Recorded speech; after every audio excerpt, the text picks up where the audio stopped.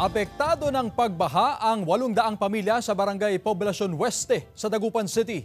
Silipin sa report. Napipilitan na lumusong sa baha ang mga residenteng ito sa Barangay Poblacion Oeste sa Dagupan City. Natenga na kasi ang pagpapataas ng Don Martin Samson Road dahil sa nararanasang pag-ulan. Pagbaha din, pag may sugat, yung iba walang bota. Ayon sa barangay chairman, 75% ng kabuuang populasyon sa lugar ang nakararanas ng baha. Katumbas ito ng 800 pamilya. Aabot ng araw sa 4 na buwan ang baha sa bahagi ng Sitio Macario malapit sa Karaunan Creek. Bunsod ito ng high tide na sinasabayan ng ulan. Malumot-lumot na, kaya hindi naman natin malinisan kagad kasi kunting ulan lang talagang umaapaw na yung tubig sa may creek mismo. Pinayuhan ng opisyal ang mga residente na mag-ingat sa paglusong sa baha upang makaiwas sa anumang sakit.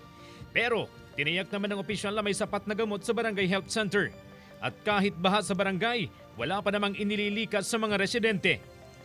Samantala, patuloy na nakabantay ang CDRRMO sa iba pang binabahang barangay sa Dagupan. Sa bahaging ito ng Barangay Tapwak, tila'y ini-enjoy ng mga batang ito ang pagtampisaw sa baha. Di alintan ang sakit na posibleng makuha sa namuong tubig.